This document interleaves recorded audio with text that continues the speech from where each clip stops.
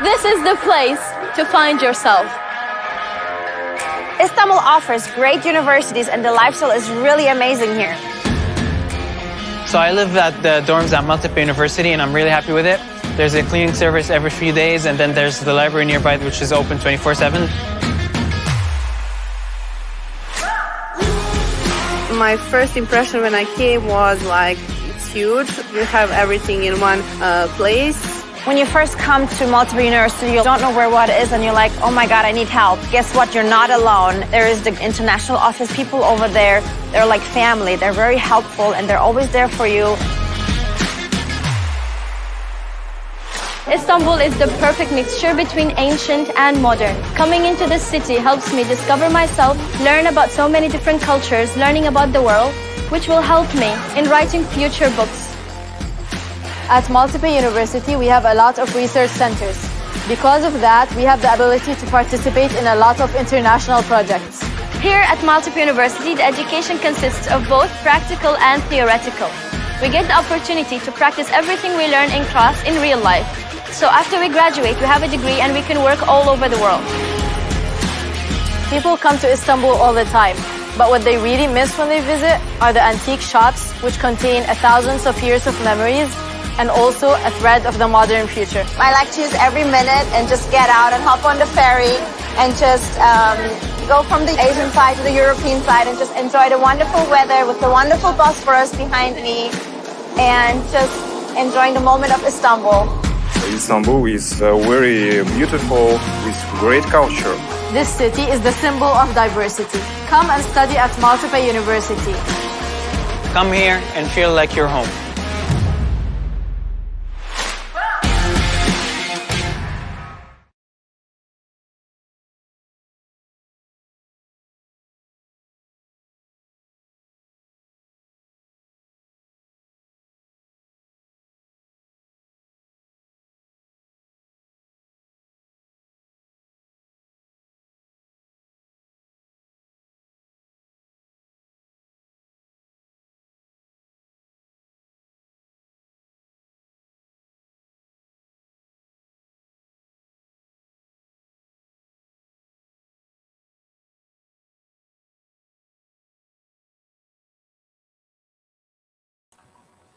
Hello and good morning, everyone.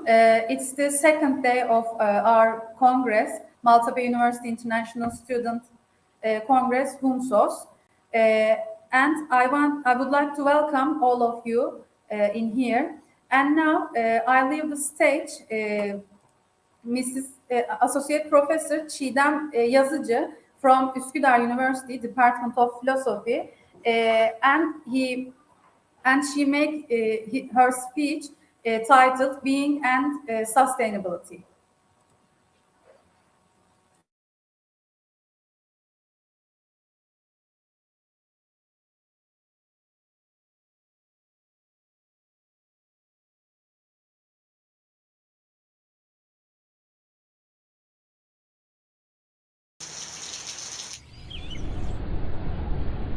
Zorlukları geçtin, yeni evine hoş geldin. Hayatın 4 mevsim, sonbahar bu kez başlangıcı hayallerinin. Kış günü yarının yükü omzunda, ama yalnız değilsin bu yolda. Hazırlan bir çiçek gibi açmaya, kelebek gibi kanatlanıp uçmaya. Arılar gibi çalışmak gerek bazen, sonunda kavuşmak için yaza.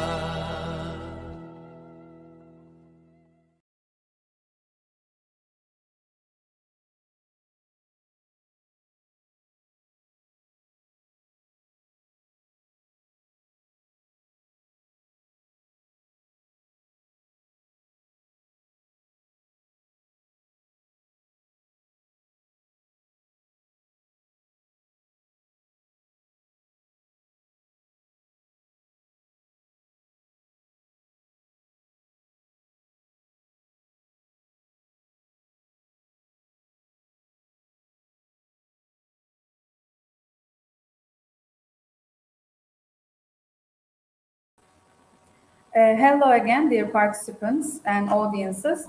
Our session will start at quarter past 10. See you at that time.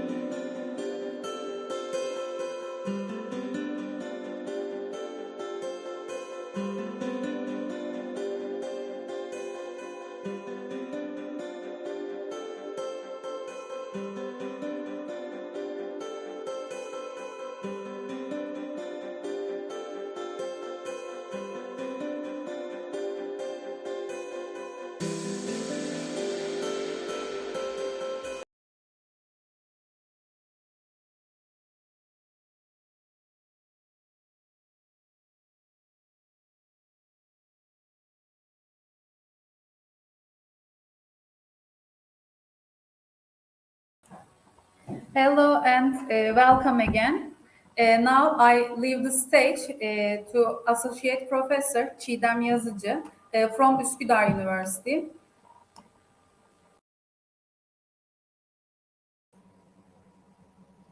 Okay, hello everyone. First of all, I would like to thank you for inviting me for this topic, sustainability, for your conference. I think it's an important topic, especially for young scholars to, study and think further. And I appreciate that you would like to take a philosophical perspective on that, since I'm doing mostly philosophy. And when I think about sustainability, being a scholar in philosophy, I think immediately about temporality, so our relation with time, because when we think the term sustainability, it assumes or involves that we keep things going on, and we have the reliability that the things will be there, not just the things around us, but nature will be there, or systems will continue, economic systems, or I don't know, our natural reserves will be renewed and renewed. So there's a tricky, I think, dilemma in the term itself. One of them, I think, is the assumption that we will have the things always available for us, and that's the continuity, and that's the assumption that things will be there all the time. And that assumption actually is something that we might discuss and question, since the other meaning, which is similar to it, but it is also maybe the opposite of it, that things are temporal, they have their own time, everything becomes. When we think about being, it's also becoming. So everything has a beginning and end. So things actually end all the time, so they won't be here. They have finitude in themselves. So that is the ontology of their being, actually our being altogether. Therefore, I want to think about sustainability in those temporal terms, and having this issue in it already, and how how is that important for philosophy, especially for, I think, new discussions on environmental issues, such as their reflections in economic, maybe new projects, such as creating renewable energy systems, etc., etc. And I want to actually refer to a philosopher, maybe two philosophers here, and offer here maybe a discussion on work of arts. And it will be actually also a little maybe talk on a philosophical interpretation on work of art. So and it will relate us to environmental issues, or our relation in general to our world and earth all together. So and here maybe you already guessed that I will be talking first a little bit on Heidegger. So I want to show you a little, if I can share, maybe I can share a screen. I want to show you two pictures, paintings actually, not pictures. So let me, okay.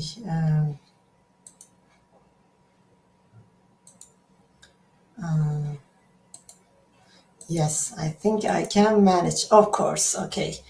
So can you see these two paintings? Maybe one of us can let me know. I guess you see it. I'm assuming you see it. Now, the first one is Van Gogh's painting, A Pair of Shoes, which was painted in 1886.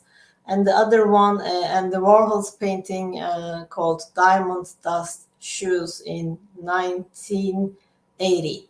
And Heidegger wrote an essay on the origin of the work of art in 1935. And he commented on Van Gogh's painting, A Pair of Shoes. And he wrote that, I mean, if you, on that painting, and if you look at this painting a little bit more, let me make this a bit bigger. I mean, you might start to think about it immediately, you know, where it is, where were they worn. So you can see that they are shoes that have been worn out, maybe like, you know, very tired. They look like tired bodies almost. So Heidegger is getting really poetic about it, and Heidegger has an interpretation on it, and I want to share that with you. So he says, and this is a quote from The Origin of the Work of Art.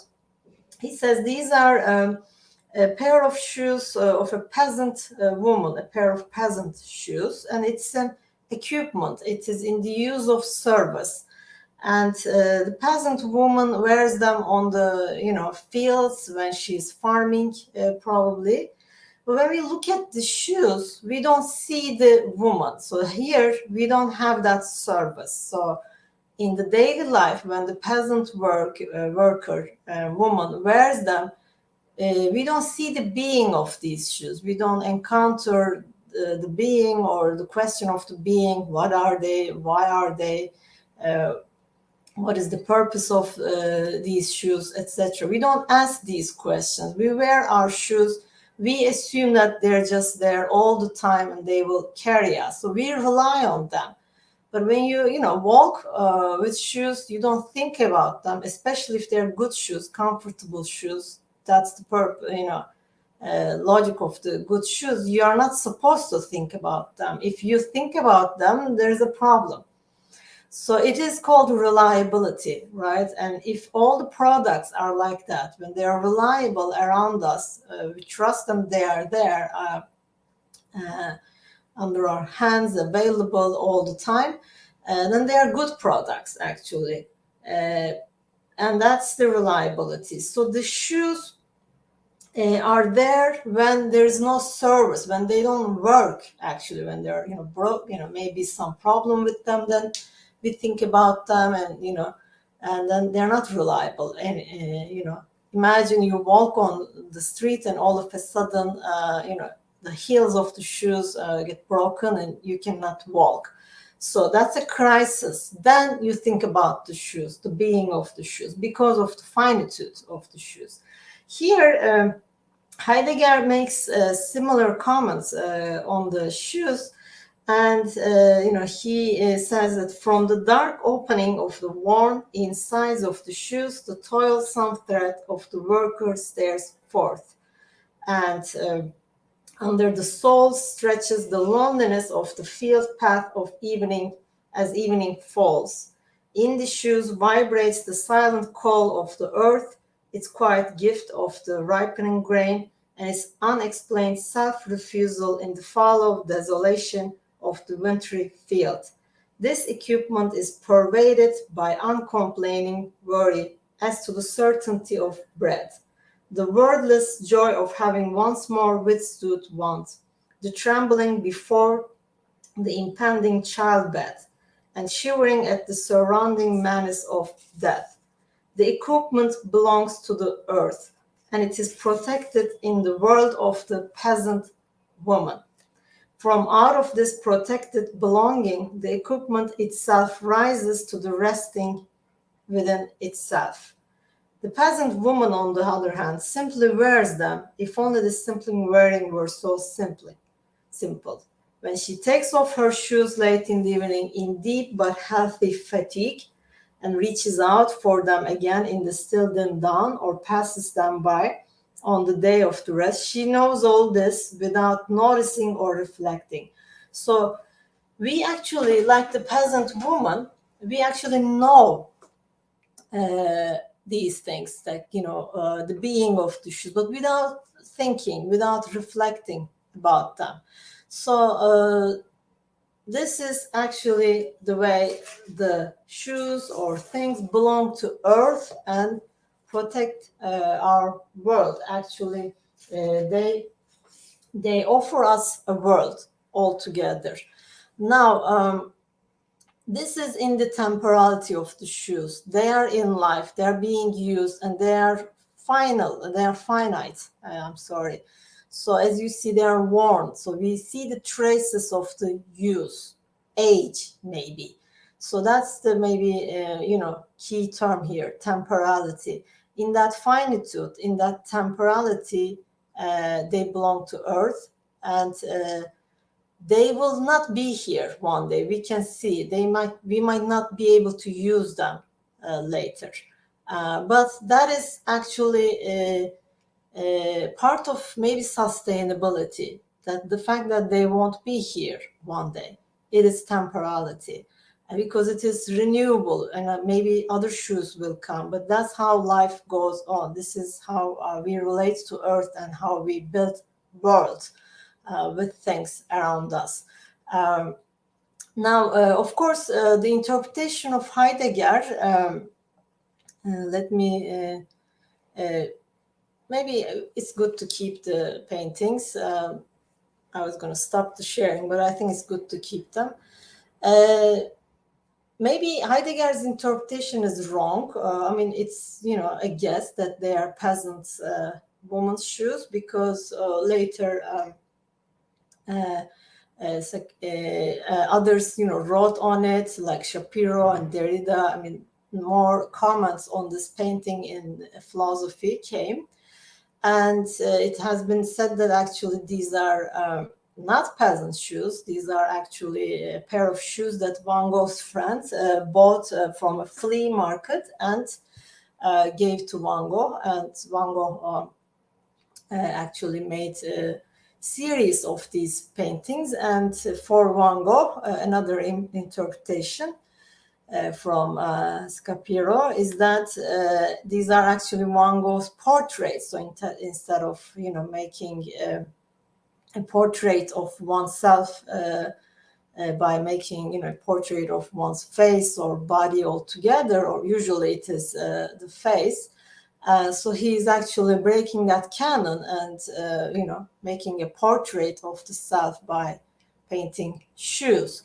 So it is authentically relating to to his world and his himself as very personality maybe.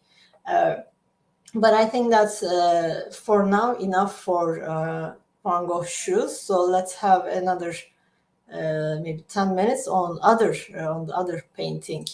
Now we have Andy Warhol from 80s, 1980, with kind of popular symbol almost from pop art or postmodern art actually, and it's called Diamond Dust shoes. So when you compare with the other shoes, you see that here there is no use. They are brand new and almost like a picture, a poster from an advertisement. And actually Andy Warhol comes from advertisement designing works already. So, and he paints mostly shoes. So there are a series of shoes painted by Warhol, and it's like factory series. And actually, I mean, Van Gogh painted series of these shoes too, but it is quite different.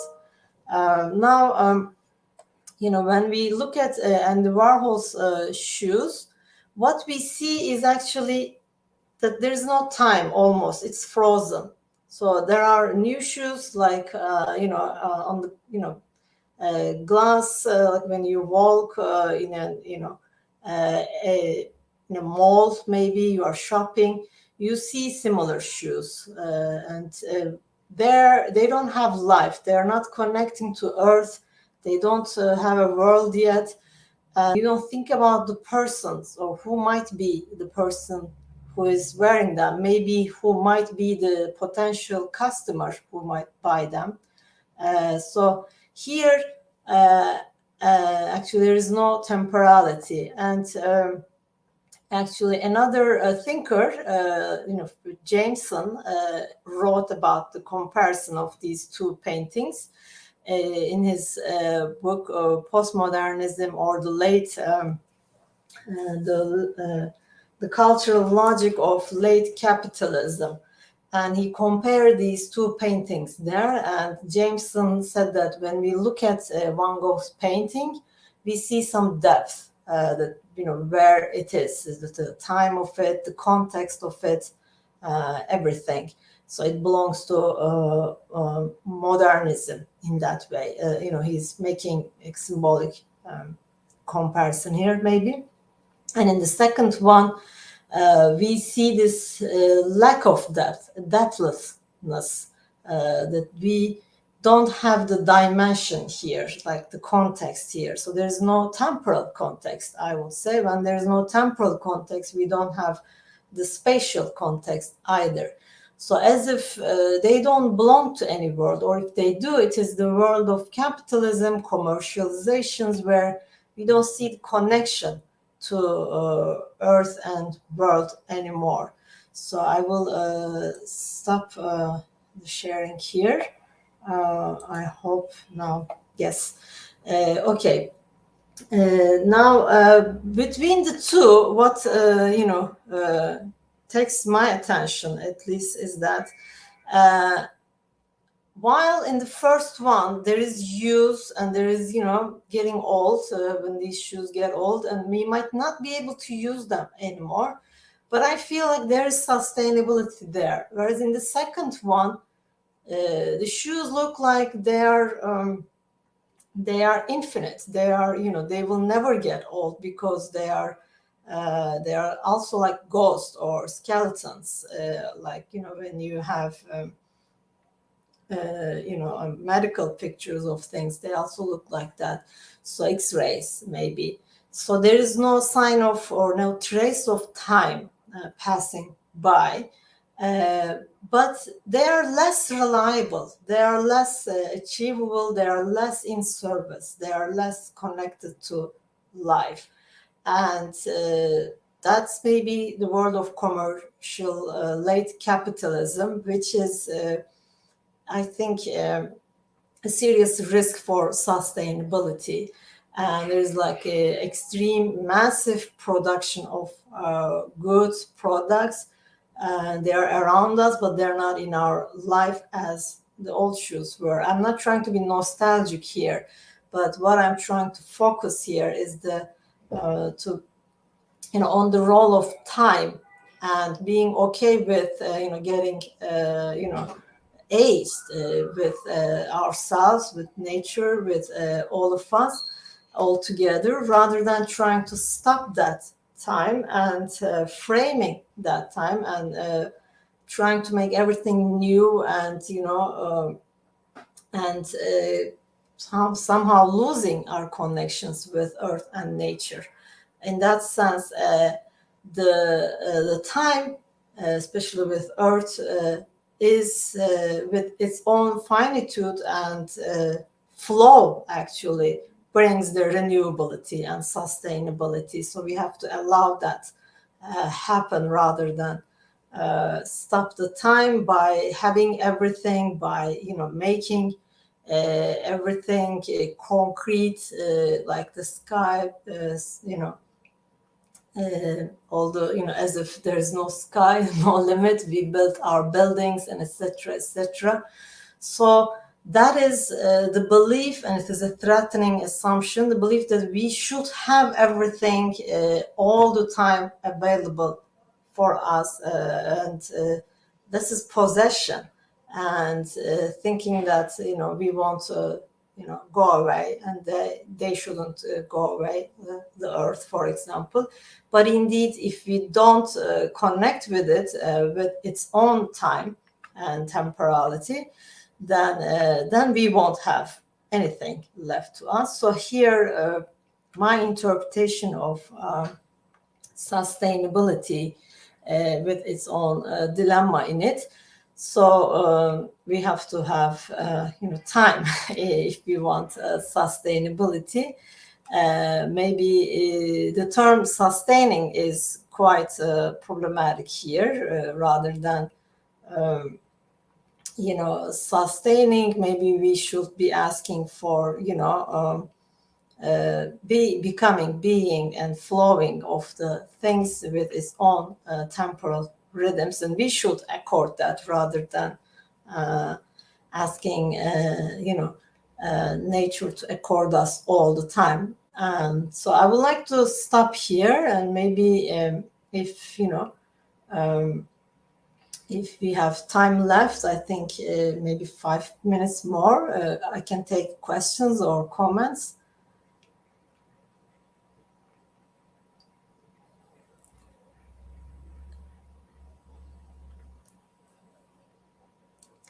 Okay, I guess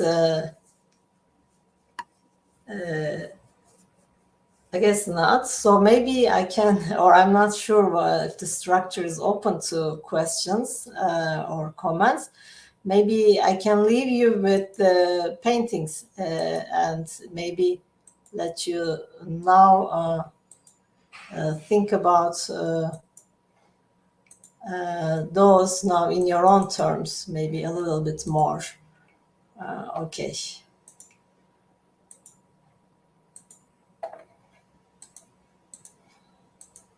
Okay, thank you for listening to me this morning and to worry about sustainability altogether. Have a nice day, everybody. Thanks to Ms. Yazıcı for her representation. Hello, everyone. My name is Metehan Sadıç. I'm 18 years old, and I study civil aviation cabin services. Now, we start with first session. We start the first session with the presentation of Mr. Emrullah Ecer from Ural Federal University. Russia titled COVID-19, Fear and Gender Were Predictors of Physical Activities During the Pandemic. Hello, everyone. Thank you for having me. Now I will share my screen, and I hope you are seeing my screen.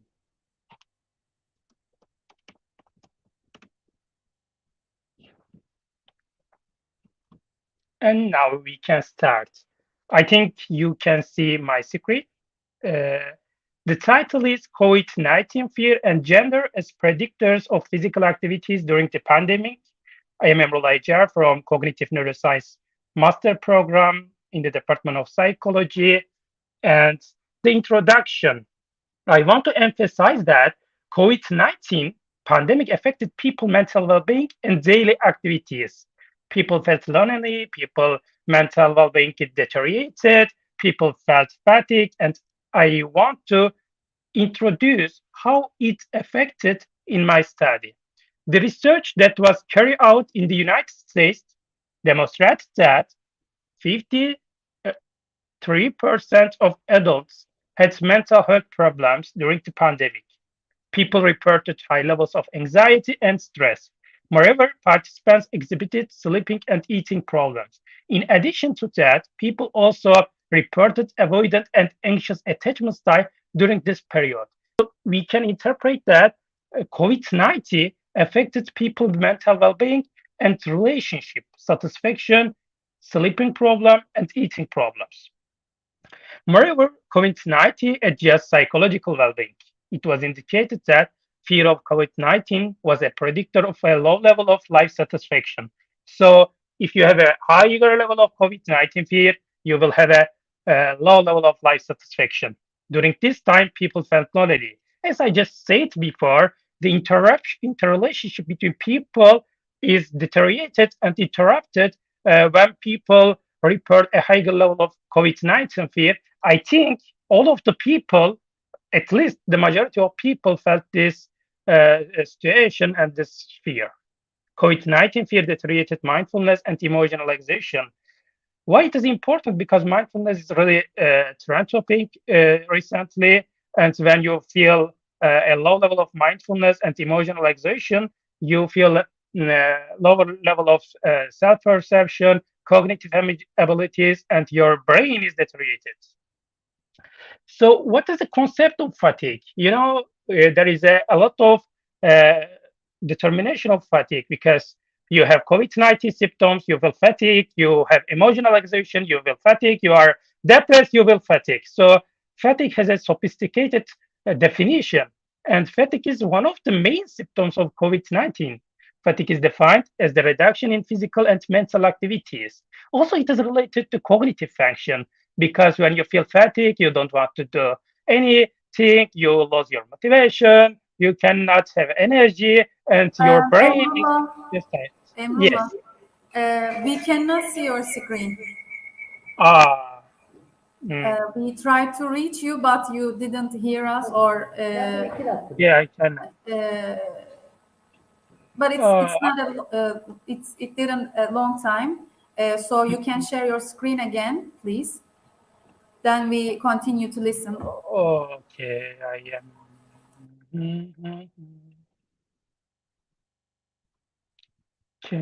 I cannot upload it because it is Keynote files. Okay. Mm.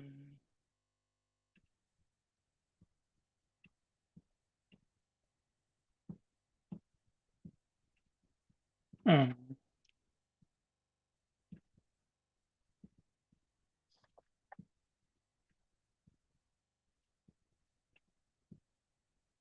Did you fix it?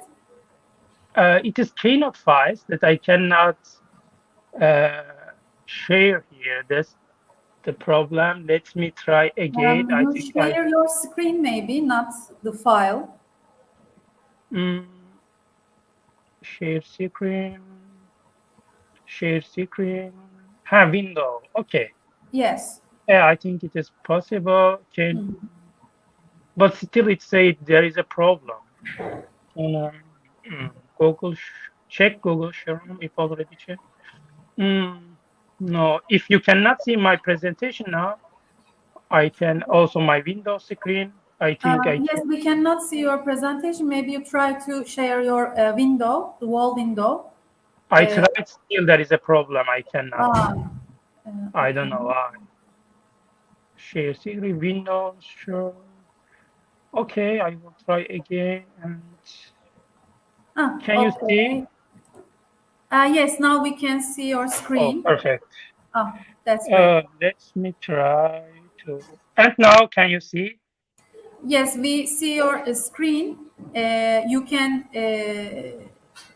put your presentation on your screen. And I put my presentation, I think now. Is it visible? It is written the concept of fatigue. Maybe you have to switch the screen. Because we cannot see any presentation on the screen right now.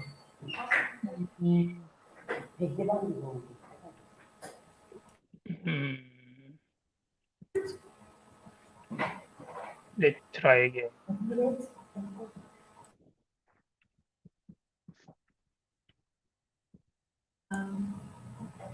Maybe I can just speak if it is possible.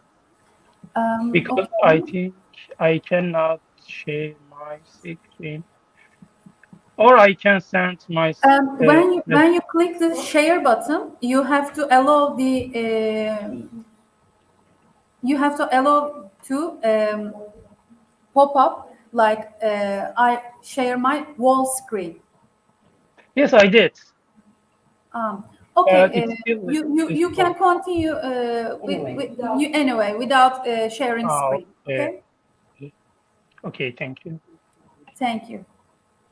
And the concept of fatigue. Fatigue is one of the main symptoms of COVID-19. Fatigue is defined as the reduction in physical and mental activities. Even though people recovered from the COVID-19, they were in mild fatigue state.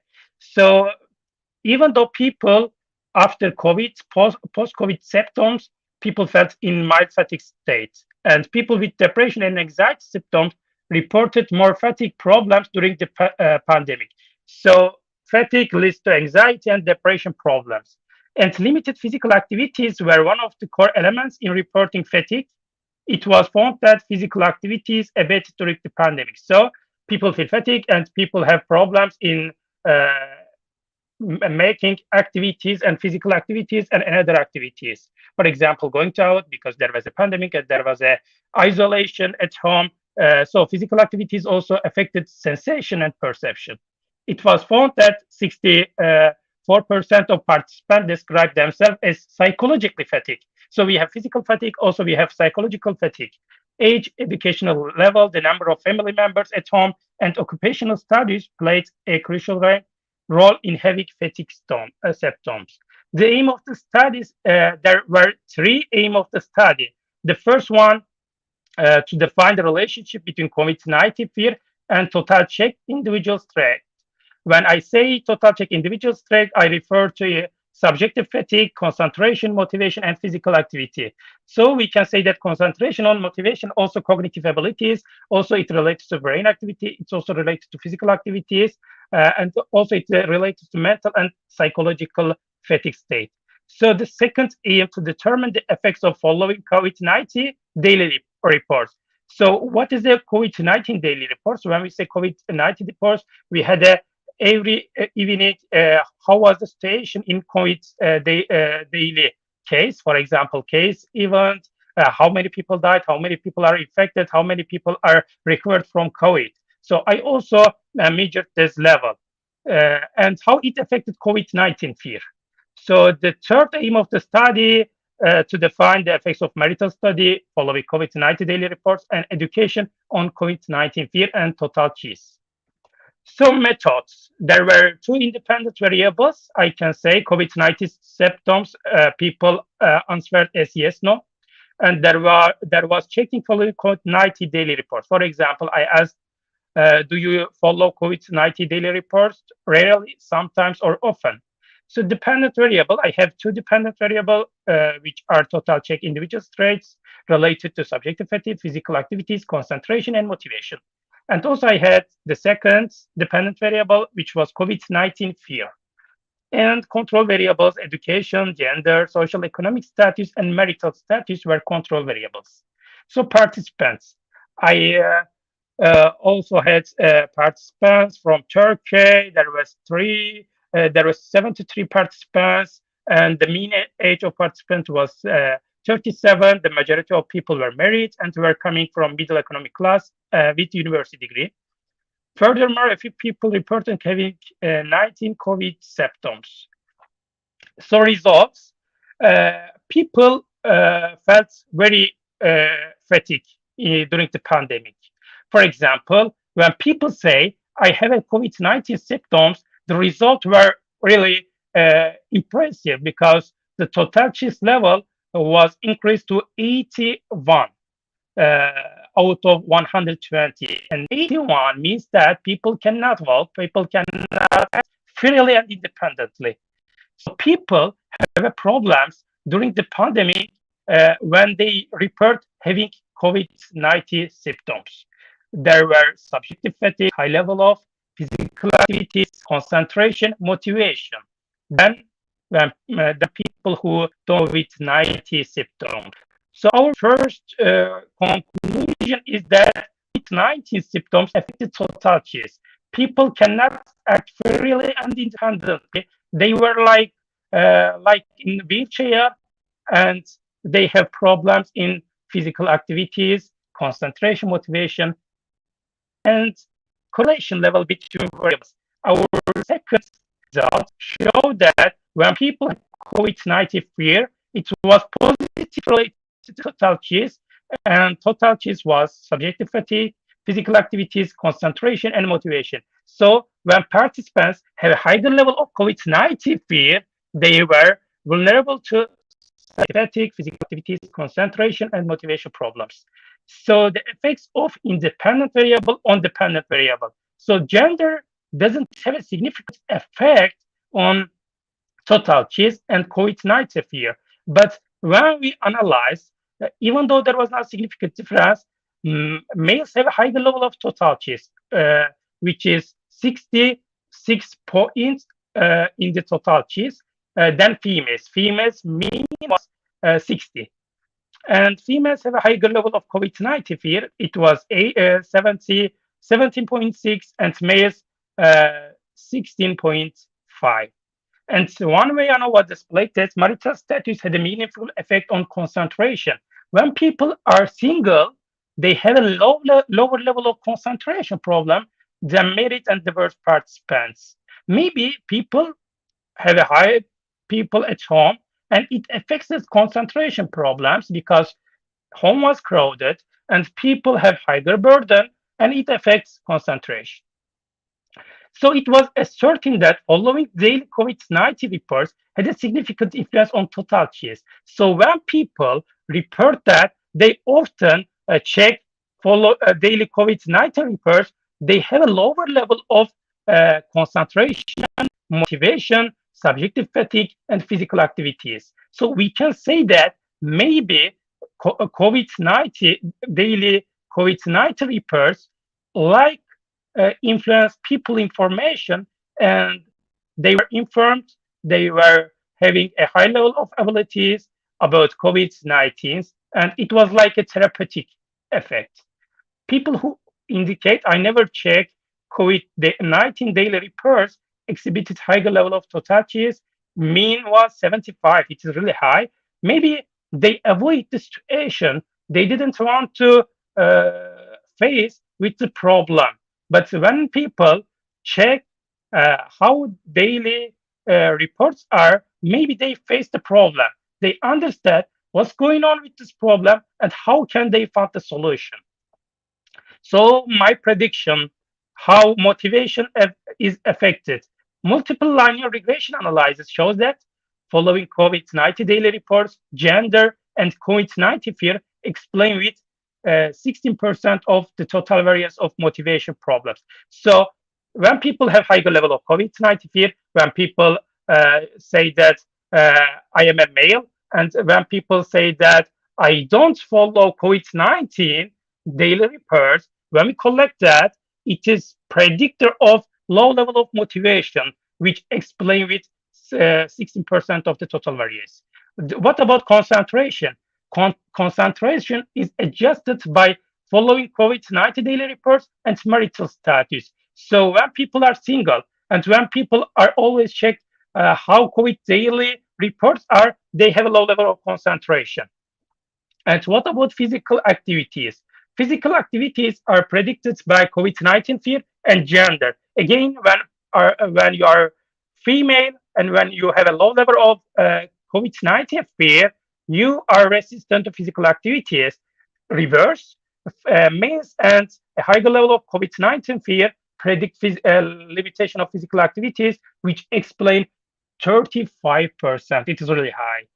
And what about subjective fatigue experiences? Subjective fatigue experiences is predicted by COVID-19 fear and following COVID-19 daily reports. So when people have low level of COVID-19 fear and when people check COVID-19 daily reports often, they have a low level of subjective fatigue experiences, which is explained with 11% of the total variance of subjective fatigue experience. So conclusion. We have several conclusions. So following COVID-19 reports had a protective role in totalties. So when people check COVID-19 daily reports, they have a low level of totality score. COVID-19 fear was positively related to totalties. So when people have fear, a higher fear of COVID-19, they have low level of they have high level of physical activities problem, motivation, concentration, and subjective fatigue. Marital status, single peoples have a low level of concentration. Motivation is adjusted by following COVID-19, gender, and COVID-19 fear. Concentration is significantly influenced by marital status and following COVID-19 daily reports. Physical activities are explained by gender and COVID-19 fear. Subjective fatigue experience is altered by COVID-19 fear and following COVID daily reports. So discussion, I have 3 questions that maybe you can think about in the future and now maybe to do research. Can we say that following COVID-19 daily reports refer to a role of a therapeutic strategies as acceptance? So now trend is acceptance and commitment strategies. So when people check COVID-19 daily reports, can we say that it is an acceptance and commitment strategy? The second discussion, does a higher level of totalities affect cognitive skills in the future? Recently, I did a research that during the COVID-19, Russian and Turkish participants have a working memory problems. And if it affects brain problems, so in the future, how our default mode network and cognitive abilities will be changed by COVID-19. And so my last discussion that I want you to think about is information so powerful. So when people are informed how it affects our physical and mental well-being, it is also important in medical psychology, clinical psychology, in our social life, in media, communication realm. So thank you so much. Thank you so much for your attention. Done. Thanks to Mr. Ajar for his Thank you. presentation. Are there any questions? Anyone? Okay. Next presentation belongs to Ömer Erdoğan from Maltepe University, Turkey, to make their presentation titled Age-Related Change in the Perception of Success. The floor is yours.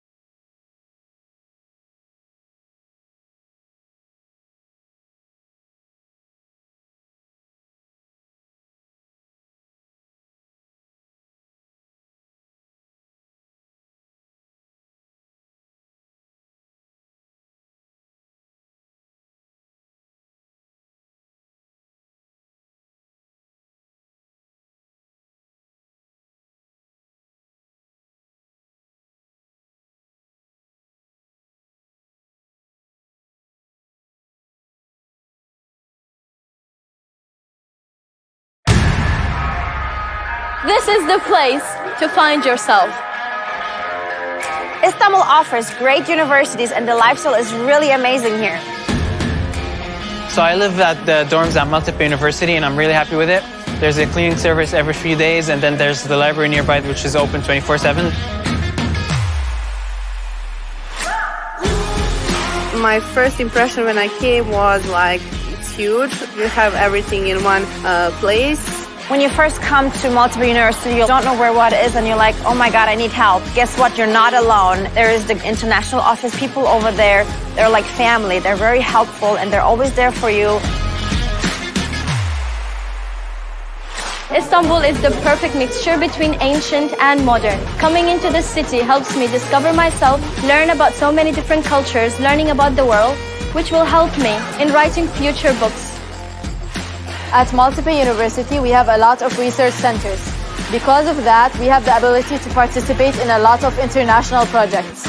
Here at Maltepe University, the education consists of both practical and theoretical. We get the opportunity to practice everything we learn in class in real life. So after we graduate, we have a degree and we can work all over the world. People come to Istanbul all the time, but what they really miss when they visit are the antique shops, which contain thousands of years of memories and also a thread of the modern future. I like to use every minute and just get out and hop on the ferry and just go from the Asian side to the European side and just enjoy the wonderful weather with the wonderful Bosphorus behind me and just enjoying the moment of Istanbul. Istanbul is very beautiful with great culture. This city is the symbol of diversity. Come and study at Maltepe University. Come here and feel like you're home.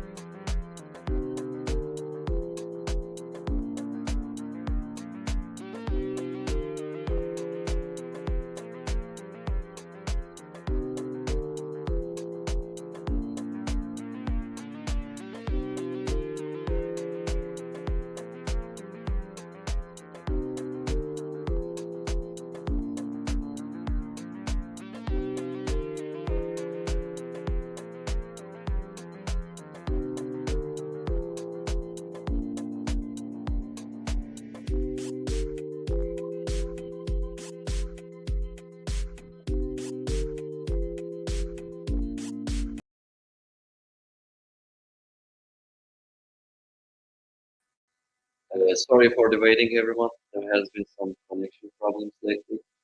Now, I invite Miss Tashur. Am I right? Did I read that correctly? Yes, right. Yeah, thanks. Now, I invite Miss Miftashur Rohma from Middle East Technical University, Turkey, to make her presentation titled Perceived Women's Contribution in the Republic of Yemen. Please continue. Okay, thank you. I'm doing the setting.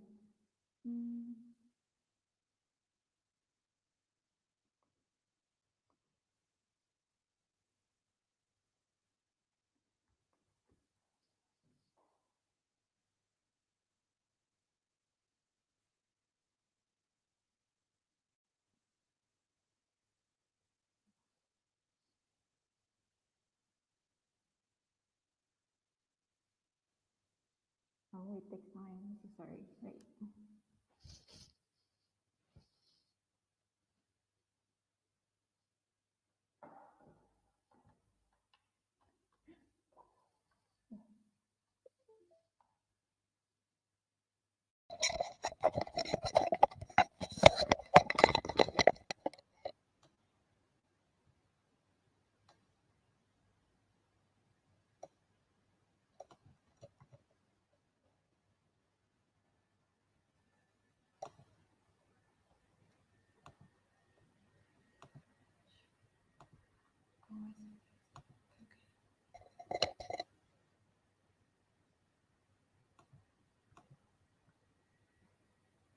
Guys, can you see my screen?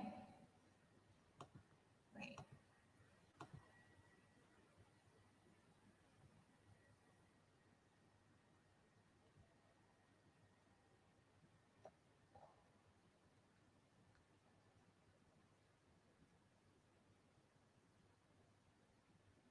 Okay, you can see my screen right now, right?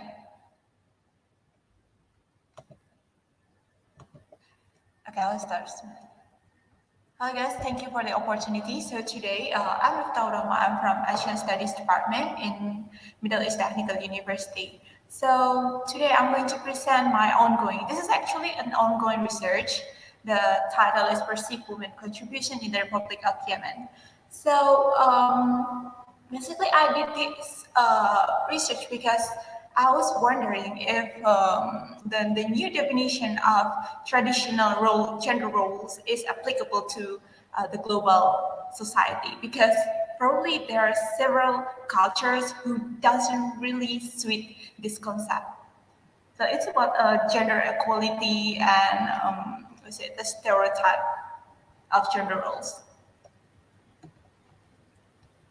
Okay, here's the background. So because I'm from Asian studies, I learned a lot about the ethnology. So first of all, every social phenomenon always serve function. So even though that sometimes we think that a culture probably doesn't make sense, but they actually exist because they serve a function. So gender is a social and cultural construct that emphasizes different attributes. Roles, responsibilities that are related to sex. It's according to UNICEF.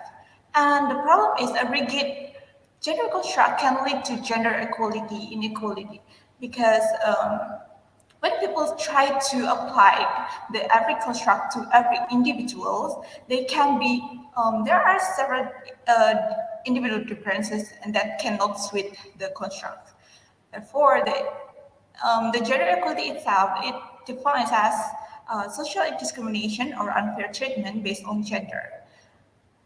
So the gender equality, we can see it through the limited access to public facilities such as education, health facilities, economic resources, and political opportunities that just experienced by a particular gender. So the other gender probably they have it, but the others doesn't. So the gender role analysis itself, it aims to identify and further reduce the gender inequalities. So in order to understand the gender analysis, we need to know the gender approaches. So basically, generally, there are two gender approaches. The first one is traditional, and the second one is non-traditional. The traditional approaches focus on the belief that gender and sex are inseparable. So this orientation assumes that each sex has a natural affinity to particular behaviors.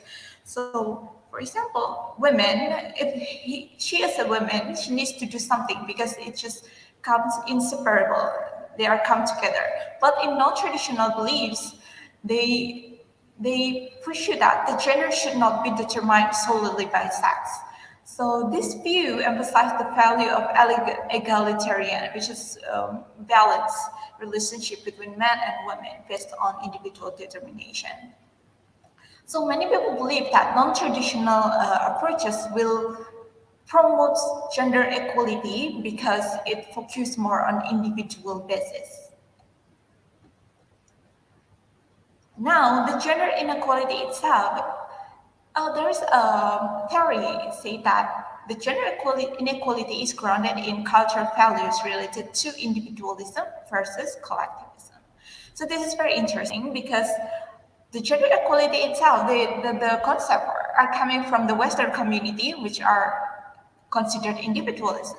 But there are many problems in Eastern society, for example, in South Korea and Japan, which has a very high rates of gender inequality. Why? Because it's supposed to be the collectivist society, but then it changed to a masculine society. That's why there are some gender stereotypes that's still being kept, and it promotes the gender inequality too.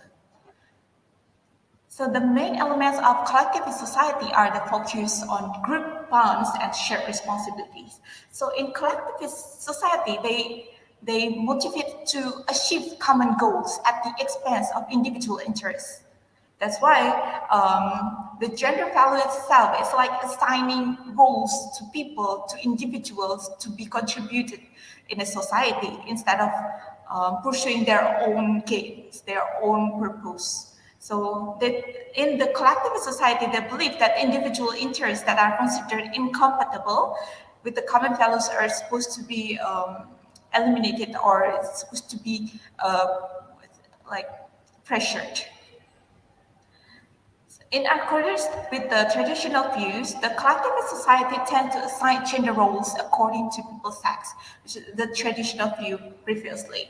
So collectivist society established these traditional views, these gender structured stereotypes to maintain the roles, the contribution that people can make in the society to achieve the common goals. In most of collective societies, men are assigned in the public areas and women in the private sphere. But it's not all. In several matriarchal communities, actually, women play central roles in public practices, such as leading ceremonies and making economic decisions. It happens in many matriarchal communities. So the understanding that traditional gender roles is not just limited that women doing the domestic work and men as a breadwinner, but also in matriarchal communities which women are assigned to do those things are also considered traditional view because gender and sex are inseparable. So the structured gender roles in collective societies are established to serve function to sustain community. Again, in every social phenomena, it always serves a function. So these structured gender roles in collective society, the function is to sustain the community itself. But the problem is, although the social function have shifted, the dynamics of the society have changed. In many collectivist societies, this tradition, this gender stereotypes still being maintained, still being kept, thus provoking gender inequalities. For example, in the previous years, in the previous age, education are used to improve skills to get a job. At the time, working was only for men. Working was considered a man's job, a man's role. But now education is not just to get a job, but also to gain insight about life, how to survive and stuff. So if the understanding about the gender roles, about the education system is not changing, there will be a gender inequality. For example, women cannot go to school and stuff. And Yemen itself, it ranks 21st on the Global Collectivism Index. Now let's see what's the structured gender roles in Yemen. According to ILO, Yemen has the lowest female labor participation rates in the world, which is 6% in 2021. This is, you can see in the diagram, so the graphs, you can see that in 2001, there are more than 20% women participated in the labor, in the paid jobs, but then it's decreasing. So what happened? What actually happened? What do they think about it? So this, according to this statistic, the international media often criticize and consider the Yemen as a nation who pushed the women, and it represents the women and progressiveness in the nation. So prior to the March 2015 conflicts, like the armed conflicts, for almost a decade, the nation also ranked last out of 142 countries in the gender gap index. So in this measurement, they measure like the political participation, the economic participation, the education participation, and also the health status. And Yemen is basically very low in all of those all of those dimensions. This research, the research purpose is to investigate perceived responsibilities, expected capacities, and the sense of personal fulfillment related to the structured gender roles in Yemen. So the research question is, how do women perceive structured gender contribution in everyday life in Yemen? I'm doing it as qualitative studies. So I'm using a phenomenological approach, which is used to investigate subjects' experiences and their perception of gender roles in Yemen, while suspending preconceived assumption about the phenomenon. So what I do is I made several questions, like an open question, semi-structured interview to several Yemeni women, and I have actually learned several gender analysis framework, but I will keep the assumption and I will focus on their experience or on their perception about their own the phenomenon itself. So then I analyze it using interpretative phenomenological analysis, which is focused on how people make sense of their own experiences, and requires the researchers to require me to collect detailed ethnographic reflective account from the participants. Now let's see who are my respondents. So I have 4 respondents. So the first one, MW, she is 25 years old. She is single and she is a master's student in Turkey. The SM, she is 38 years old. She's married with 4 children, and she is a housewife. She's living in India now. She was dropped out from elementary school, and she got married when she was 14 years old, actually. And her husband is a professor in a university. For FT, she is 22 years old. She's engaged, and she is currently an undergraduate student in Turkey too. For SQ, the last one, she is 28 years old. She's married with 1 child. She was married when she was 20 years old. She is an undergraduate student in Turkey, and her husband is doing doctoral study in Turkey too. So all of them are living in abroad. Okay, so what did I do is to make an analysis. I did an interview, and then I categorized them, and I put them into these categories. For first one, this is the topic and this is the subtopic. So the gender, I will assume it as a power, the main thing, the power, and then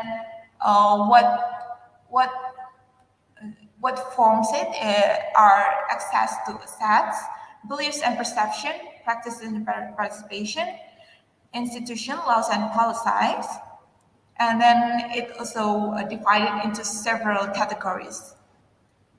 This all actually the terminology I searched it in other research as well, and then sometimes I added some, and I also deleted some. It's just according to what I found during our interview. So this is the data analysis for first the access to assets, with the subtopic knowledge. For atheists, he said that for now my main focus is study. It is like a weapon for me. So for knowledge, most of the respondents. So basically, the interview were done one by one. For each interview, it was done for 1 hour, and so it was done in Turkish, Arabic, and English. When it was done in Arabic and Turkish, I have two interpreters with me. So first, the knowledge.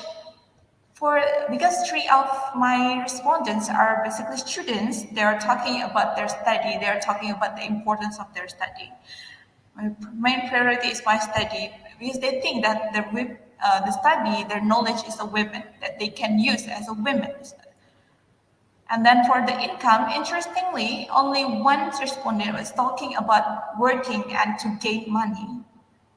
And most of them are talking about, I want to get married, I want to build a family, and this is my main priority. If my husband doesn't allow me, it is okay, I can still contribute to something else. So for the next one is the access to assets, which is productive assets. So 2 of my respondents, she said that, the first one, he said that she's very proud of her works as a research assistant. So she pursued the academic works. She doesn't really want to work, but she wants to contribute in the writing, in the researching and stuff. And for the next one, he said that it is actually not difficult to find a job in Yemen. So he said that there are opportunities to get a job in Yemen. It's not that difficult. But of course, in specific areas, they do not allow women to work as waiters. So what do they think about assets, productive assets? Is first their own knowledge and their own passion, and secondly about their the opportunities from the external. And then for the beliefs and perception, mobility and decision, for the FTs, he said that for mobility and decision, he said that it is difficult actually to mobilize within the Yemen because currently the situation is not so good. So she needs somebody to accompany her. And she was lucky because when she went to school, the officer allowed her even though she was by herself. So she said that it doesn't happen in a lot of people to be this lucky. And then for SQ, he said that she needs to have her family permission to go somewhere. But interestingly, when she was single, it is difficult to get permission, but when she was married, it is quite open. So marriage is she perceived marriage as an open opportunities for her to gain more experience and to do what she wants to do.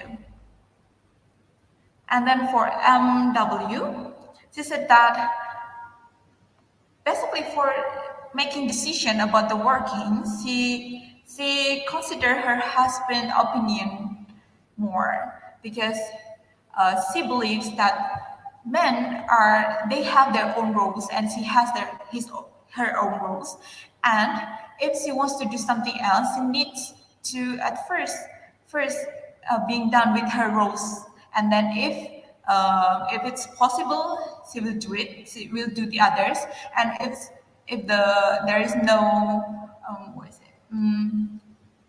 no agreement with her family, it means that it is okay for her to give up to do the works. And actually, working is not important for her because she wants to do the research instead. Without going out, it's okay to do that. And then the beliefs and perception, expectation about appropriate behavior. So for MW, she said that, well, there is an expectation about women in Yemen. They need to get married before 25 years old, and it's just natural to get married in the age. And actually, it's not just MW, but every woman that I interviewed here say that, okay, marriage is important, but why important? Well, it's naturally important. Because it's basically, my brother will get married, my sister will get married, my mother will stay with my father, and what will I do? I'll get lonely. So marriage is like, it's mandatory. What she will do in her life is, it's just part of it. And they need to get married before 25 because the tradition expects it. But when I asked, what do you think about it? She said that, I don't know, it just happened. It will happen. There's nothing, it just naturally happen like that. Every respondent reacts like that. And then for FT, my mom said that she is my friend. I can tell her everything. But she believes that actually not everything should be told to her parents because, for example, for dating stuff, if a woman is caught of dating, it will be very dangerous. She can lose her opportunity to get education, to get educated. So this appropriate behavior, she needs to put herself into what the society consider appropriate, and she could not, if she is considered not appropriate, doing inappropriate behavior, she can lose some assets. And then for Assam is married, and she has 4 kids. She was married when she was 14 years old. It's just normal in Yemen, she said so. What does she think about it? Well, she doesn't really think about it. She said so. It's just normal for her. So for the beliefs and perception, the personal fulfillment, so after saying that, I want to do a lot of things. After graduate from my university, I need to go to other countries. I need to study other language because I like this.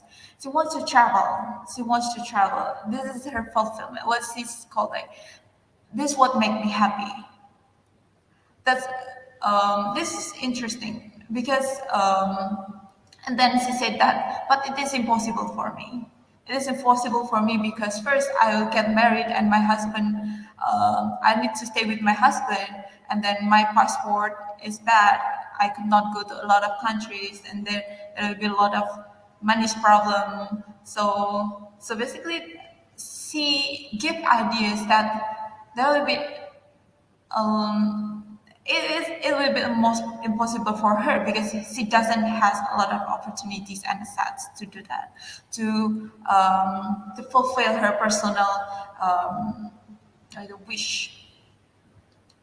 And then for the SM is 38 years old, and she's very family. She focuses more on her family. As she said, all I want is my children to be good and successful people. So she said that, I think more about my family. My family is my everything, and I don't care. I will do everything for my family, for my kids. This is my obligation, and I gain happiness from it. So this is my full personal fulfillment. And then for W, she said that my biggest goal in life is to create my own family, as I said before. Yeah, so MW, she is a graduate student. Like basically, she was working before. She was doing research. She considered herself as very successful, actually. But still, her biggest goal in life is to create her own family. For me, it's very interesting because it opens the interpretation that the peak of contribution of women is not just being productive as a worker, in a labor jobs, but also in contributing in society as a maintainer in a family to build our own families. So for SQ, what is most important for me is myself. After that, my family and my study. SQ is considered very different compared to the others. And I don't think this is wrong or right, but this is a new analysis that even though that the Yemen actually a collectivist society, but of course there are several people who are being more individualist and they focus more on their own personal goals, and which is she represented. And it's very important to see that, yeah, in Yemen there are different opinions and they have different goals, and sometimes they try to focus more on the community goals, on the common goals. Sometimes they want to focus more on their own personal goals.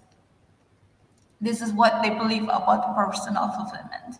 And then for practice and participation, which is roles, for roles part, as you say that as a woman, I need to look after my husband, my kid, and my house.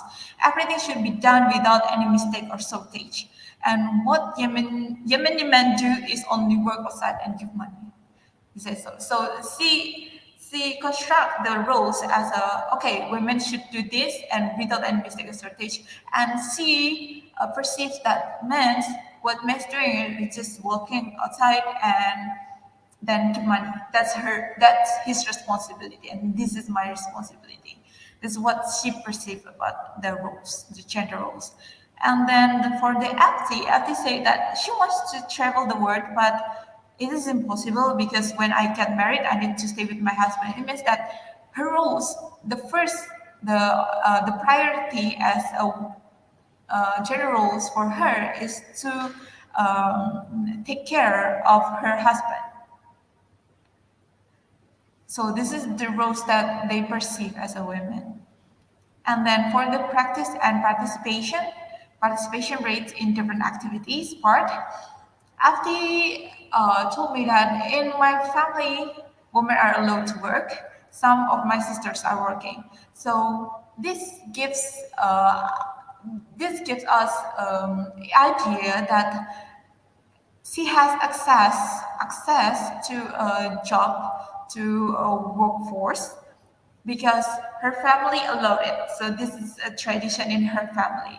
As long as it's really according to the family rules. And if she is considered lucky because she is allowed to work, and some of her sisters are working actually. So this opened the opportunity for her to participate in different activities.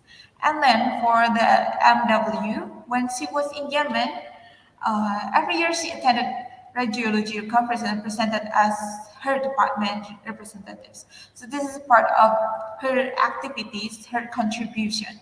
So she considered it as, okay, as a woman, I have my own idea too. I like to do this thing and I'm very proud of it. This is activities that I will keep as a person. And then for SM, she said that every day I look after my kids. My life is centered around making sure that my family is well cared. SM is very interesting as well because she's a housewife. She was dropped out when she was in elementary school, but her husband is a professor in a university. and she was married in a very young age. She's taking care of 4 kids now. So all of her life she spent on her kids. She doesn't go to work, she doesn't go to school. So the life is centered around her family, and she focused on the activities, on the household activities.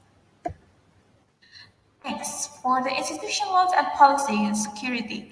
So for FT in Yemen, if women are being harassed by men, people will accuse the women must be doing something wrong.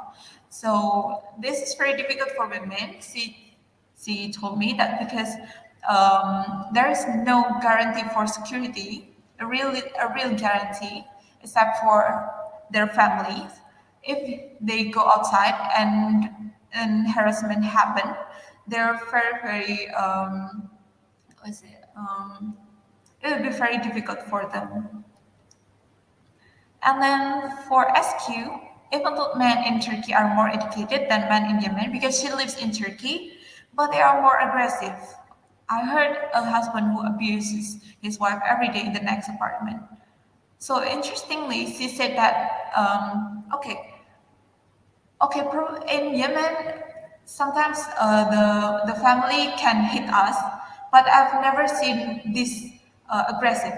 So she tried to compare. She tried to compare the experience she had in Yemen and in Turkey.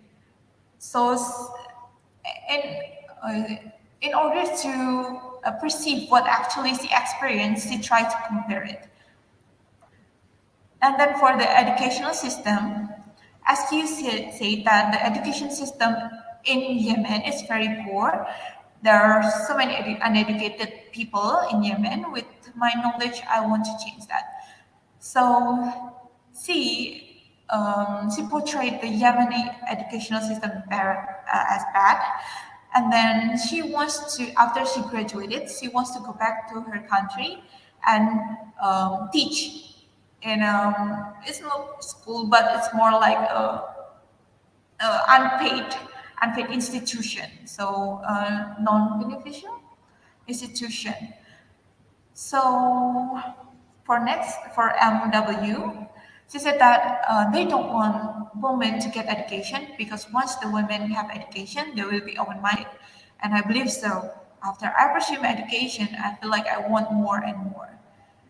So MW said that, probably the educational system is bad. The women doesn't go to school because the family doesn't allow it, because they expect women who get education will be will demand more, will need something more will be more demanding. And that's, she also explained it, like when she tastes the education, she wants more, she wants to get more higher education. And MW is currently a graduate student in Turkey. So the conclusion is, first, the majority of respondents interpret environmental support as an asset, the social support as an asset that greatly determines their ability and opportunity to do something. So they need, their ability really depends on the social support they have. And the coping mechanism for differences in gender roles. So there are different gender roles assigned for men and women in Yemen society. Their coping mechanism is through acceptance. So for example, when I asked them why for the marriage stuff, they said that it's normal, it's just naturally will happen. So, and they do not fight it. So they try to accept it. And the result of this study support the argument that structured gender roles are related to collectivist values in Yemeni society, because in most of our interview, they were talking more about the family, they were talking more about their societies, because what they do with this, how do they face something in the society, how they want to contribute on something. So this collectivist values really influence affects the gender roles they perceived. There's a saying by SQ that really, I really like it. She said that in Yemen, what binds us is not politics, but the tradition. So these people, when I ask what kind of, what do they perceive about the law and the policy situation in Yemen, they said that, I don't know, I don't care, I don't feel really affected by it. And then for SQs, they said that it's not about politics, it's about the tradition. Okay, that's all for me. Thank you very much. Do you have any question?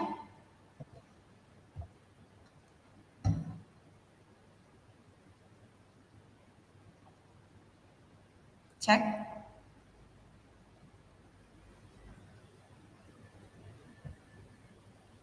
Thank you, Miftashur. Thanks for your presentation. Sorry.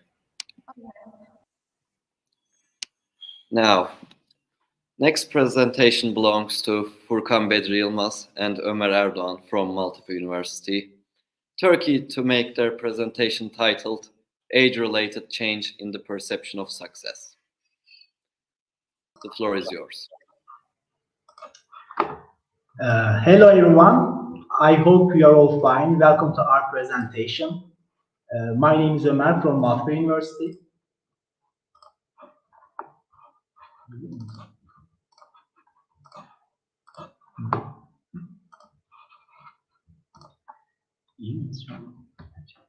Okay, hello everyone. I hope you're all fine once again, and welcome to our presentation. My name is Ömer from Maltepe University. My name is Furkan Bedri from Maltepe University. Today, as psychology students, we are going to present you our little research, which we conducted for one of our courses, Selected Issues in Social Psychology. Our study is about the possible age-related change in the perception of success. Before starting, here the content.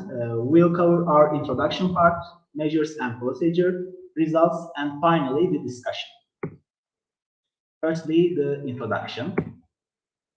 So, here is the question. What is success? According to Oxford Dictionary, success is defined as the fact that you have achieved something that you want and have been trying to do or get. We believe it is easy to measure success. To give an example, if the pass grade is defined as 80, the person who gets grade above 80 is considered successful. However, this person may not perceive himself successful. Some of the reasons might be that he may not believe that he learned the subject, but just memorized it, or may not give enough importance to the content, or might set himself a higher goal. And we can continue to find much more of those examples like this.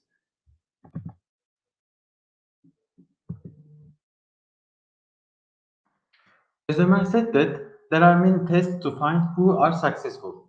There are several studies in the literature that can be related with different perceptions of success. However, different perceptions of success has not been clarified. During our literature review, we decided to develop a small scale which will investigate the concept of success through 5 dimensions. We create our 5 dimensions regarding to our literature review. Self-determination theory suggests that extrinsic motivation, which is sustained by external reward, can be turned into intrinsic motivation that should be felt like a motivation of child when he is playing. In this theory, success can either be motivated by external factors or internal factors. Based on this knowledge, we believe intrinsic and extrinsic motivation play important part for defining success. A recent meta-analysis which investigated alienation's predictors and outcomes showed that the main indicator of alienation is high role ambiguity. With this inspiration, we thought that the concept of meaning would be related with the perception of success. As an effective cultural dimension, we believe that individualism and collectivism would play a role to determine if the success is related more with group or the self. Alongside to this, expectancy theories claims that activities are done due to satisfy individual specific expectancy of outcome. By assuming from this theory, we thought that success might be to be achieved that specific expected outcome. To give an example, one might expect it to be in the first place for his efforts. In other words, is it matter to be the best in order to view ourselves successful? Finally, we wondered how far people would go to achieve success. The world is changing very fast, so as the cultures, needs, and levels with the changing societal structure. We wanted to see how this possible cultural change or changing age is associated with the perception of success. We developed our hypothesis as there will be an age-related differences in the perception of success. In this study, there are 88 volunteer participants. 24 of them are males and 64 of them are females.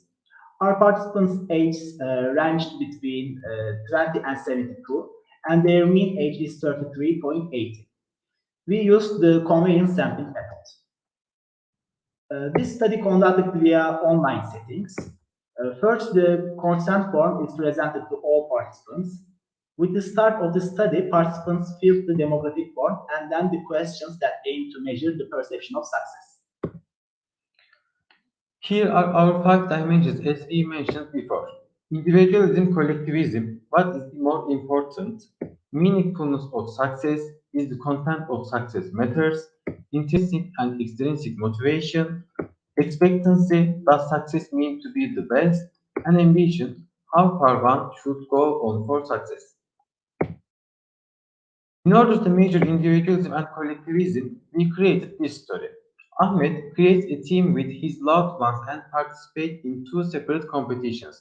In the first competition, Ahmed is very successful and earns a lot of points for his team, but his team is gaining very few points. The team is not as successful as Ahmed. Although Ahmed is very successful, they lose the competition. In the second competition, Ahmed's team is very successful and gains a lot of points, but Ahmed is gaining very few points. He is not as successful as his team. Although Ahmed is not successful, they win the competition. In which situation do you think Ahmed was more satisfied?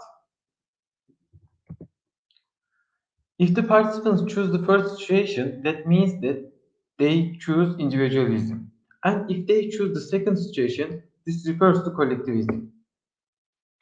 In order to measure meaningfulness of success, we created this story.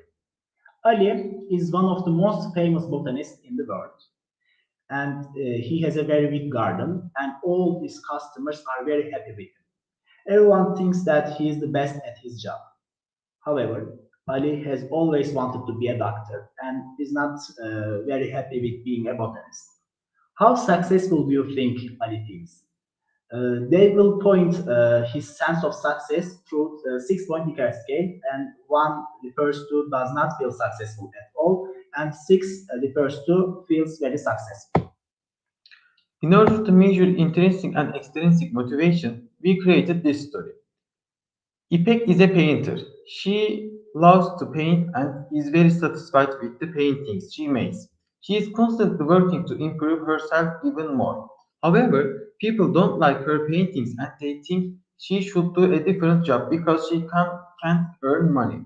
One day, İpek is offered a desk job by a famous company where she can earn a lot of money. Do you think İpek will be more successful if she continues to paint or if she accepts the offers of the famous company? First case indicates intrinsic motivation and the second case indicates extrinsic motivation. In order to measure expectancy, we created this story. Ali is one of the most famous botanists in the world, and he has a very big garden, and all his customers are very happy. I'm sorry, I'm reading something wrong. Okay. Osman is participating in the Olympics. He works hard to be successful in the Olympics, and Olympics games are played, and Osman comes second. Do you think Osman was successful? They will indicate yes or no question. 1 means no, and 2 it means yes. In order to measure ambition, we created 5 gradual stories and each story requires more sacrifice to achieve success. The first one is Mehmet loves what he does and his greatest desire is to be successful in that field. In order to achieve this success, Mehmet gives up other activities he loves. To give an example, cinema, theater, traveling and playing, and etc. How normal do you think is it for Mehmet to give up other activities he likes in order to achieve this success?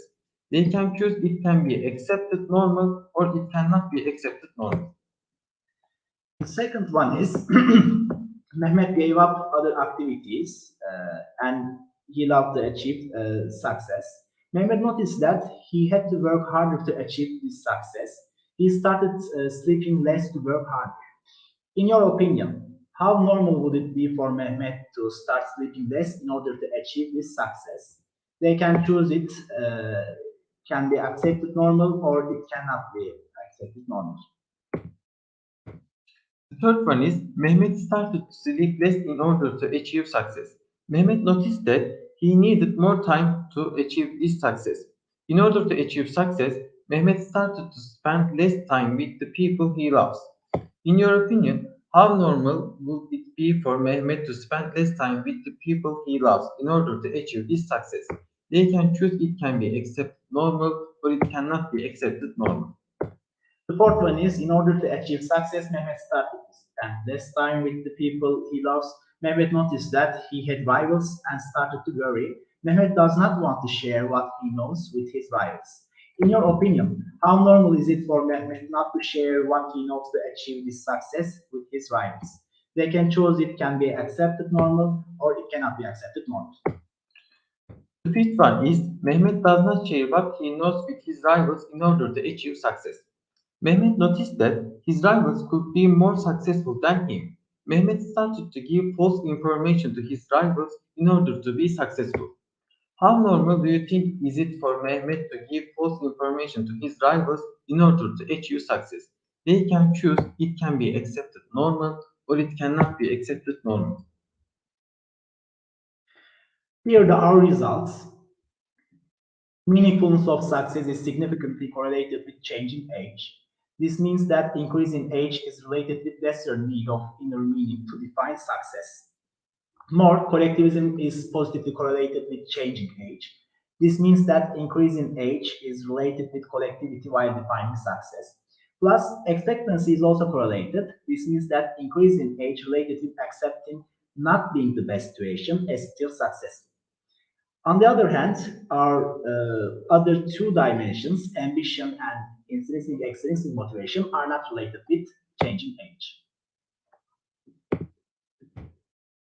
As we said before, this study suggests that increase in age is related with collectivism, not needing to be the best for defining what is successful and giving importance to the external meaning. We can interpret that there is a possible cultural change which makes individuals more individualistic or anxious about their own performance. They may care about their individualistic performance in order to gain proper salary or general life stability. Second, because of decreased performance related to their increased age, older people may care less about to do best, but embrace the existing situation, maybe to deal with it. Because older people are found more collectivist in this study, they may give more importance what other people think about them. Meaning, definition of success may be given by their collective environment rather than their inner voice. On the other hand, as we mentioned, intrinsic extrinsic motivation and ambition level are not statistically correlated with changing age. These two topics might be more related to individual differences rather than a societal dimension. And here are our limitations. First of all, we have a limited sample size along with unbalanced gender distribution.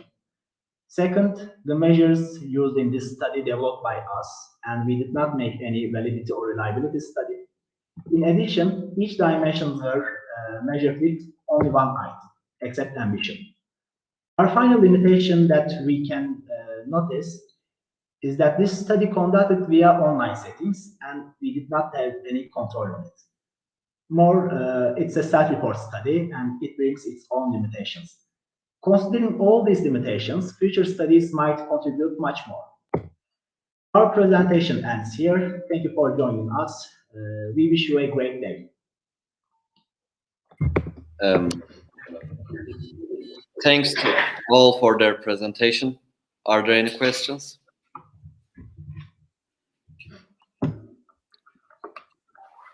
Anyone? Okay. For the last presentation of our first session, I would like to invite Ms. Shabana Niksat Hamidi from Herat University of Afghanistan to make her presentation titled Review of Effective Factors on Women's Empowerment Case Study. The floor is yours.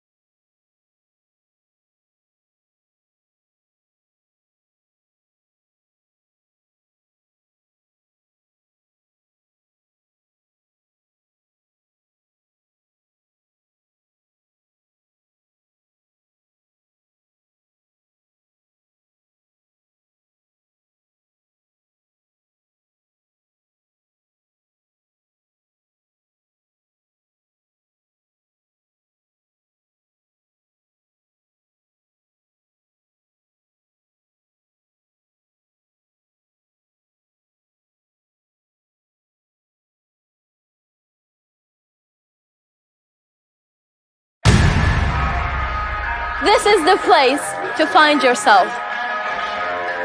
Istanbul offers great universities and the lifestyle is really amazing here. So I live at the dorms at Maltepe University and I'm really happy with it. There's a cleaning service every few days and then there's the library nearby which is open 24/7. My first impression when I came was like, it's huge. You have everything in one place. When you first come to Maltepe University, you don't know where what is and you're like, oh my God, I need help. Guess what? You're not alone. There is the international office people over there. They're like family. They're very helpful and they're always there for you.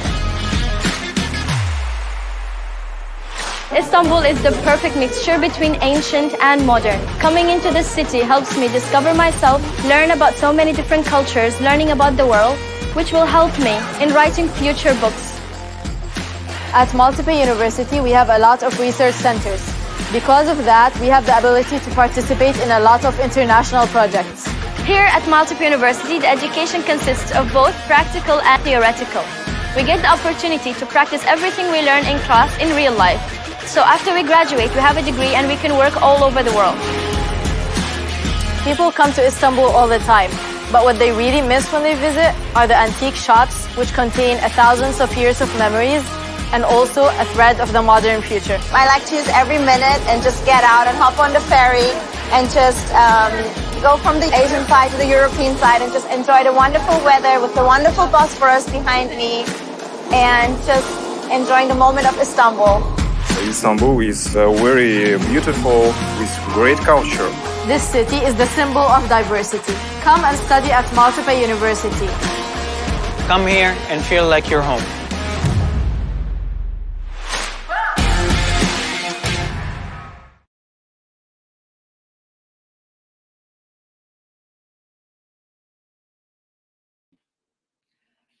I think Ms. Hamidi is not available at the moment.